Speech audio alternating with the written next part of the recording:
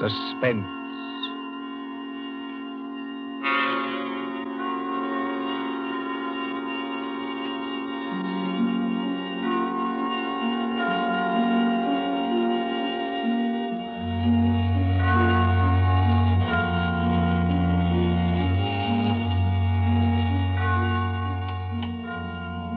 Now let's see.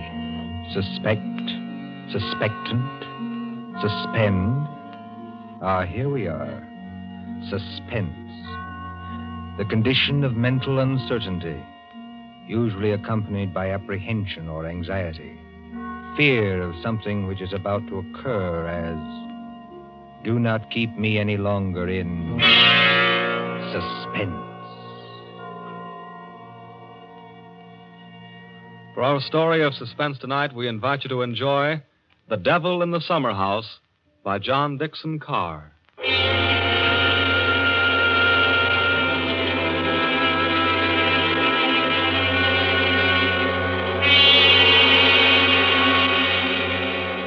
Somewhere along the Hudson, perhaps not far from Tarrytown, there is a modest house in its own grounds. Behind it, in a spacious garden, stands a summer house of evil memory. More than 25 years ago, a man shot himself, or at least died, in that summer house. They found Major Kenyon with a scorched bullet hole in his head and the weapon beside him. But we are in the present now. The latticed summer house has grown heavy with vines, and only the other evening 2 men came into that garden at twilight, over the shaggy grass, as a storm was brewing along the Hudson. 2 men, the lawyer from New York. Who's there? And Captain Burke of the homicide squad. Easy, my friend, easy. I was just going to ask you the same thing. My name is Parker. I'm an attorney. You're not Captain Burke. Yeah, the very same and no other. I thought I recognized you, Mr. Parker. Must be something important to bring you so far from New York at this time of night. I was in Tarrytown anyway. I thought there'd be a housekeeper here, but I don't see any light. You've got business here? Yes, in a way.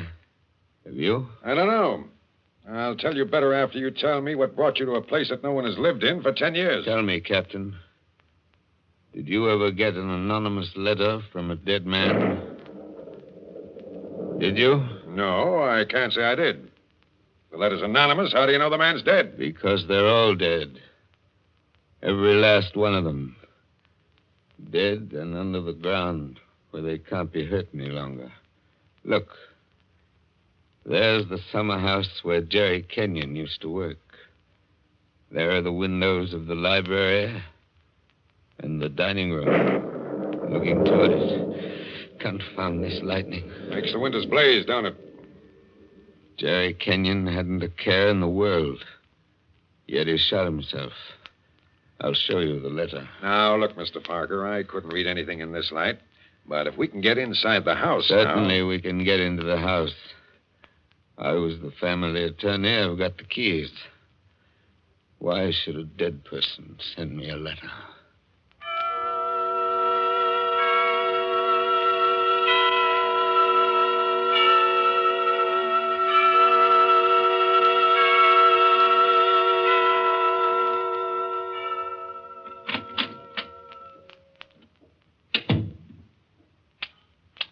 No lights working, eh? But you got a flashlight, I see. Came here prepared for anything, eh? This is the library. There were always candles on the mantel. Yes, there they are. Have you a match, Captain? Yes, I'll light them. That's better. Same old heavy furniture. Same old thick carpet. Same old globe map. Now, Mr. Parker, this letter that you were talking about. Yeah. Read it. Hey, wait a minute. This thing is dated November 2nd, 1918. That's right, and be careful of that paper. You see how old it is? But it was mailed yesterday. From where? I don't remember. I didn't keep the envelope. Read it. Dear Joe. In case you didn't know it, I am Joe. Dear Joe, if you want to know how Major Kenyon really died... But we know how he died. It was suicide. Are you sure it was? Whoever wrote this letter doesn't seem to think so. If you want to know how Major Kenyon really died, look in the third drawer of the desk in the library. Press hard at the back of the drawer. Yours very truly. It's not signed. That's right. Now, you sure you don't know who wrote that letter? This is the first time I've been back in this room, Captain. It was almost a home to me once. There's the chair where Isabel sat on the afternoon it happened. Isabel was Jerry Kenyon's wife. Beautiful woman. There's the door that the maid let me in by that afternoon. You know, Captain, seems to me they're all here tonight. Who? We stand neath the sounding rafter, and the walls around us are bare as they echo our peals of laughter. It seems that the dead are there. Yet we stand to our glasses steady. You know it? I was in my school reader. Well, how does the rest of it go? Yet we stand to our glasses steady and drink to our comrades' eyes. Here's a glass to the dead already. Hurrah for the next that dies. Excuse me, Captain. I don't know what's come over me talking that way. I was very fond of these people. Are you going to look in the desk drawer? This is a lot of nonsense. Then why are you here, Mr. Parker? Jerry Kenyon was always a happy man. At least that's what I always thought. Big, boisterous fellow. Yeah? He had a good position with Vitaton. You know, the phonograph company. Yeah, sure, I know. But he'd just been made a major in the Army. 1917. There was a war on then, too, if you remember. I remember. To make the world safe for democracy. Old days. Old heartaches. Old memories. I remember that blazing hot day in August when all the windows were up. I remember this room. And Isabel, that was Jerry's wife, sitting in that chair, knitting. I remember...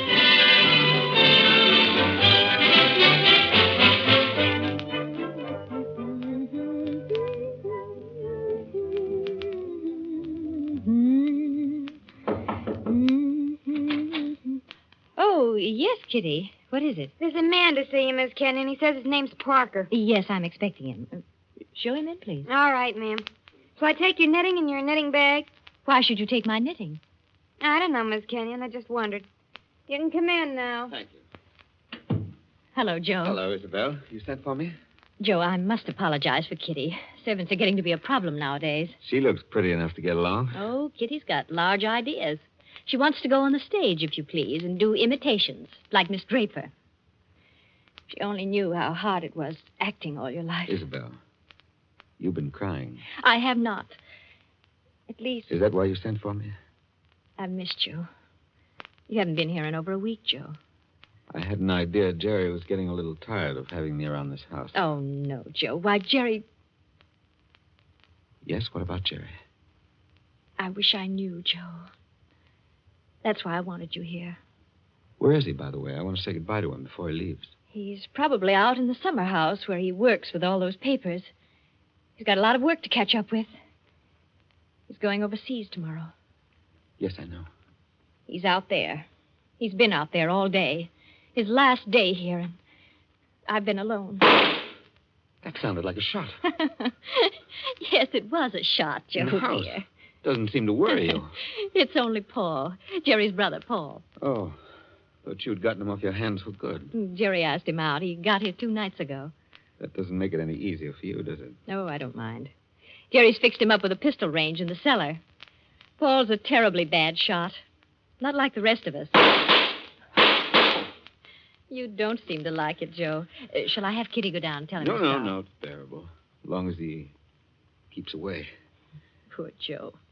But, about Jerry, who is it this time? Joe, Jerry's been home 5 days on leave from camp. Well, never mind what camp. But he spent 4 evenings of those 5 with that Fisk woman. Diane Fisk? The redhead with all the money? Oh, she got money?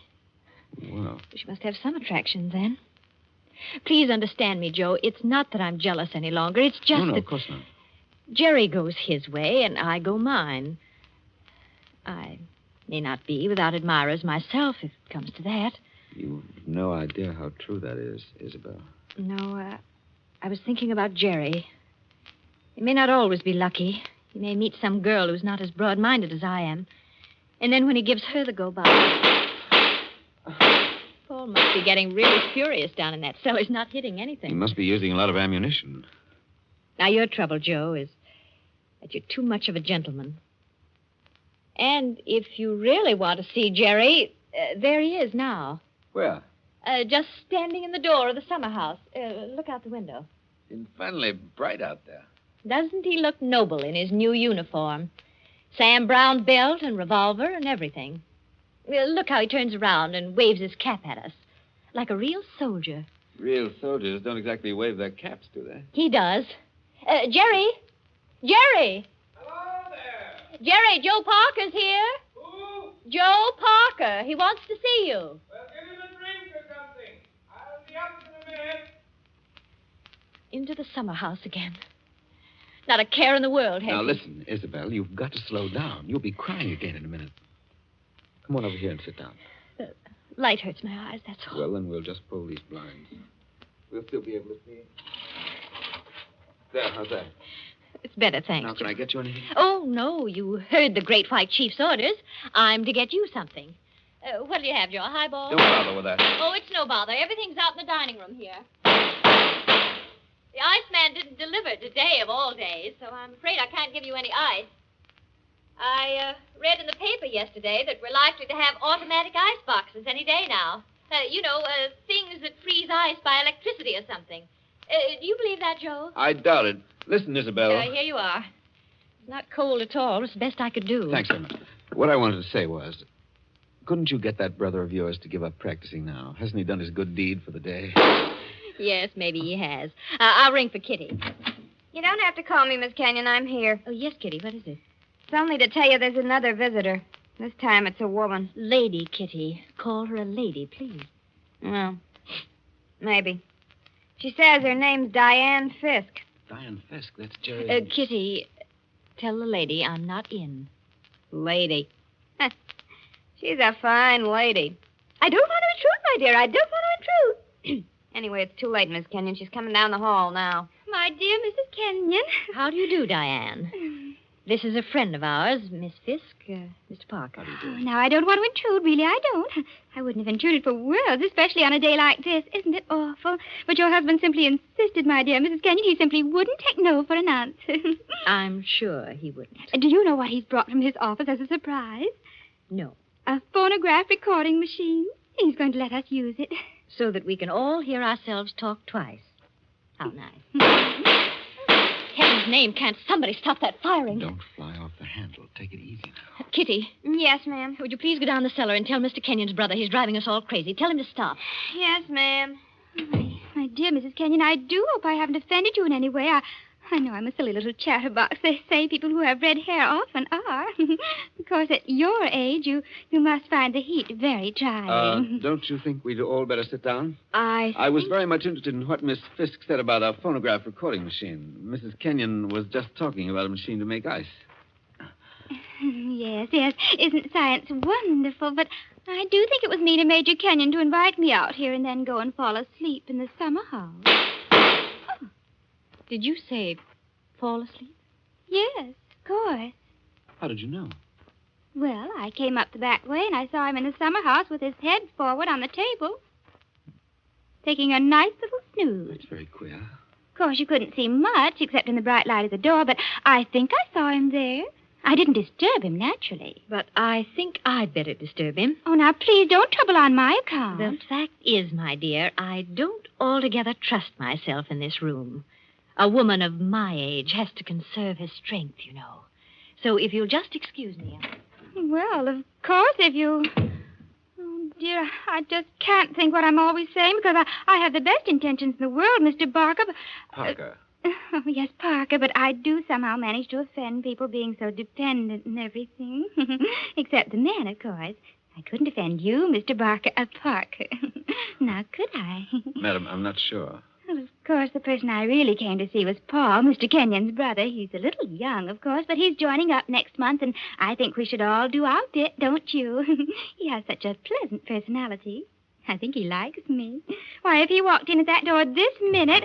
Now, how am I ever going to get any place? Someone's always interrupting my revolver practice just when I'm getting to the point where I can... Oh. Why, Paul, Good Lord, are you here again?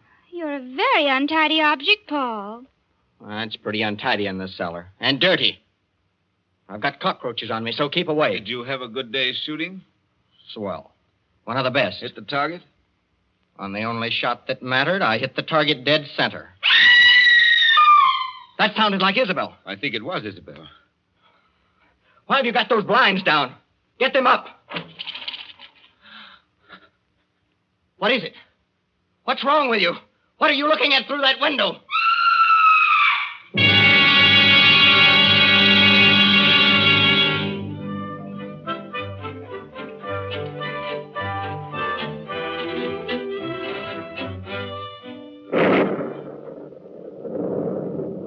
That was 25 years ago, Captain Burke. We found Jerry Kenyon lying across the table in the summer house. He'd shot himself through the head with his own revolver from the holster. It was lying on the floor beside him. Shot himself, eh? I see. When Isabel found him, he'd been dead about half an hour. The doctors proved that, did they? Yes, that shot had been fired against his head. The front of his uniform cap was powder burned where the bullet entered. There's no doubt about that. None at all. We never noticed the real shot Because that young lad was shooting off guns like a maniac in the cellar. Precisely. Now they're all dead. By accident, illness, they're all gone. Isabel Kenyon died less than a year afterwards. I think she died just because she was so fond of Jerry.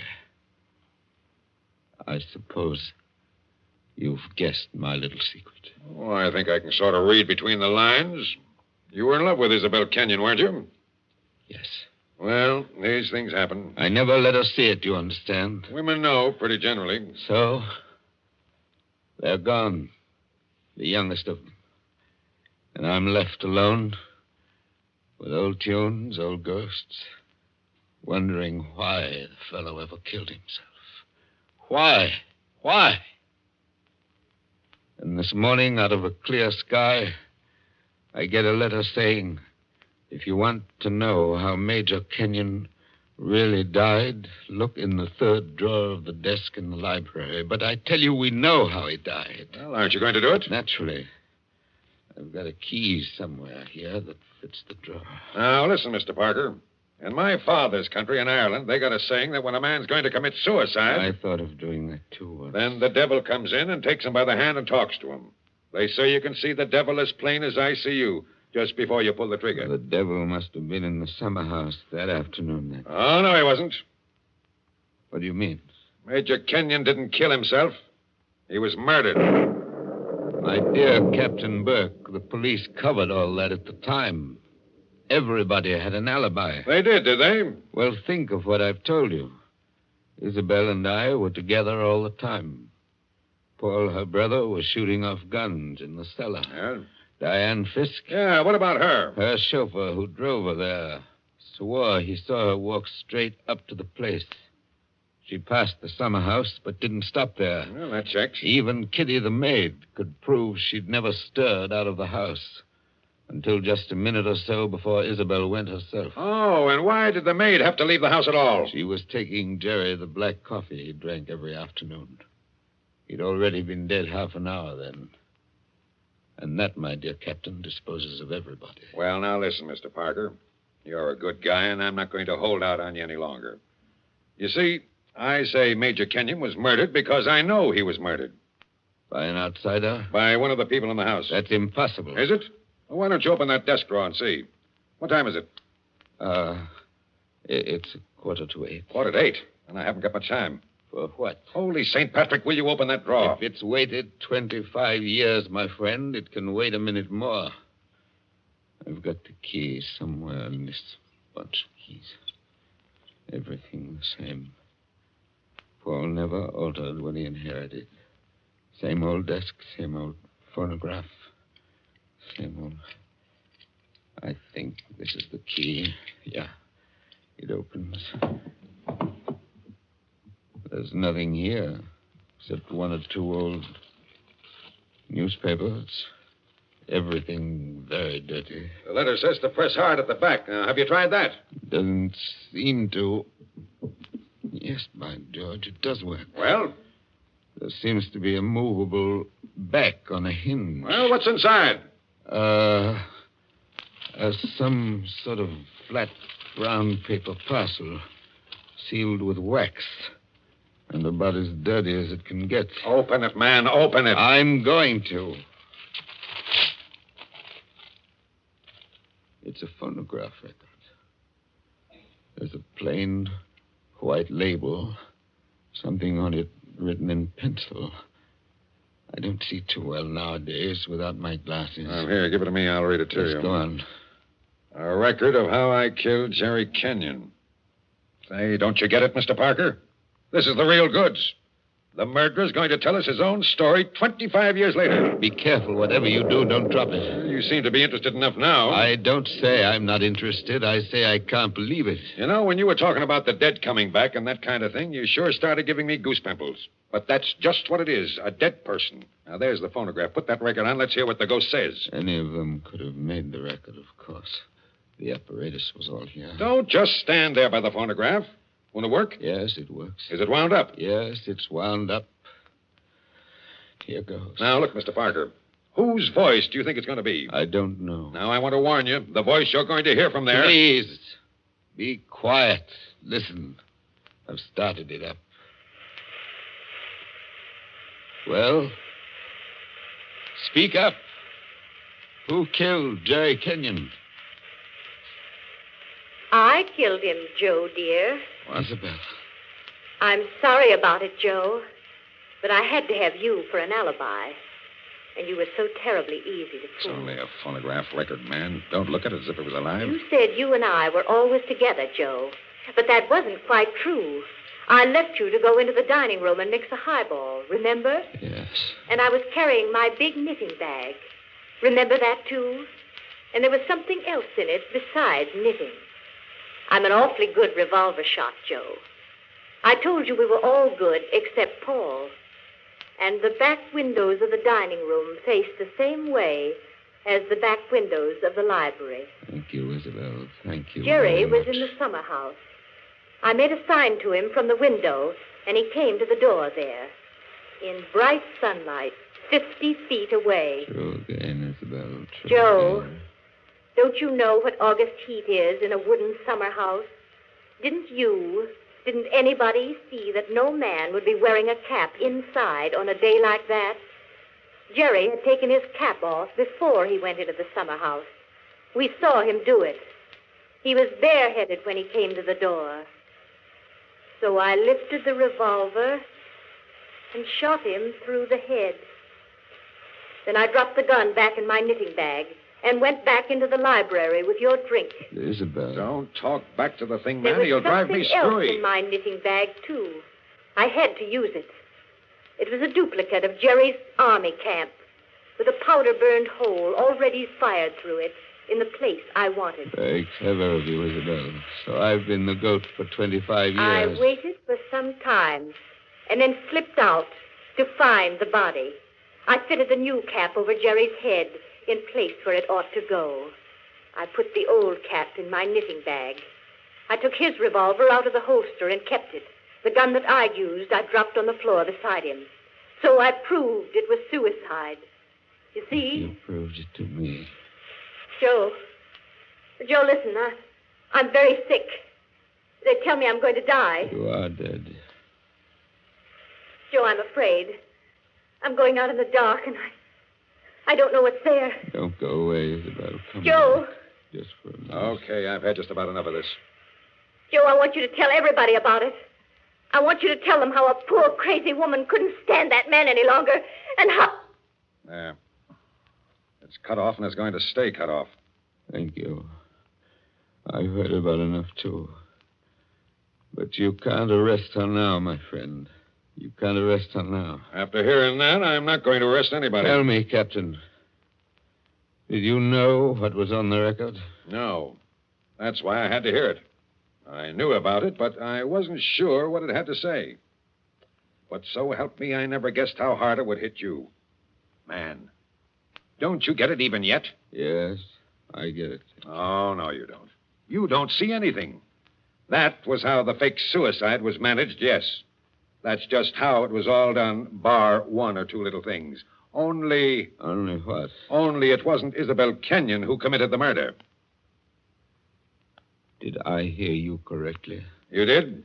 This is another one of your little jokes, I imagine. Can't you let me alone? Have you some kind of personal spite against me? What did I ever do?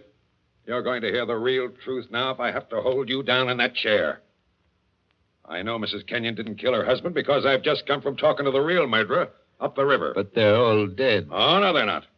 And I haven't got much time either. That clock's just going to strike 8. What's the time got to do Good with deal if you'll follow me. Mrs. Kenyon died less than a year after her husband, didn't she? Yes. But it wasn't Mrs. Kenyon's voice you just heard on that record. What? I'm telling you, the real murderer hated her. Hated her like poison and wanted her blamed for the crime. When Mrs. Kenyon died, the real murderer wrote a letter. Well? But she never mailed that letter. She made a lying record of Isabel Kenyon's voice as evidence. Now you figure it out for yourself. Who was pretty enough to take Major Kenyon's eye and strike back like fury when she got thrown over? Who wanted to go on the stage and do impersonations? Kitty, the maid. Ah, you're talking sense. She shot Jerry from the dining room window. When she couldn't borrow Mrs. Kenyon's knitting bag, she went out to the summer house with a gun and the fake cap wrapped in a napkin on a coffee tray. She did go out, I remember. Actually, she got there before Mrs. Kenyon did. But the summer house was dark inside, and Mrs. Kenyon never noticed her. The next day, Kitty wrote that letter, but she couldn't bring herself to send it. So she kept that letter till the day before yesterday. Then one of the boys at Sing Sing... Wait a minute. ...thinking he was doing her a kind action, put a stamp on it and mailed it. Did you say Sing Sing? Yes. They're electrocuting her tonight for the murder of an Italian down at Collier's Hook. I found out about the record, all right. But the one thing I wasn't sure of was that she had done the job alone. Now, frankly, the way you acted, I thought that you might have been in on it, too. Well, that's why I had to hear it through. And it was anything but a joke. And now, here it goes to blazes forever.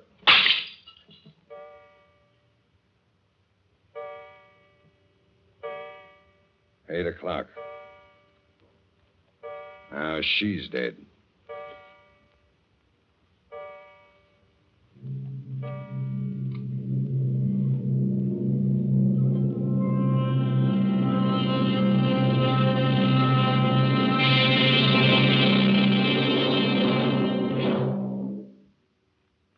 And so ends The Devil in the Summer House. Tonight's story of Suspense.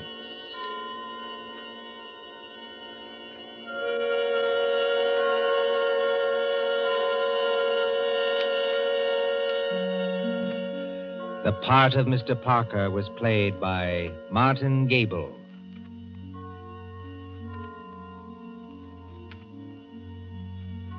Again next Tuesday at 9:30 p.m. Eastern Wartime. A story dedicated to the thrill of the nighttime, the hushed voice and the prowling step. Another adventure in suspense. William Spear, the producer, John Dietz, the director, and John Dixon Carr, the author, are collaborators on Suspense. This is the Columbia Broadcasting System.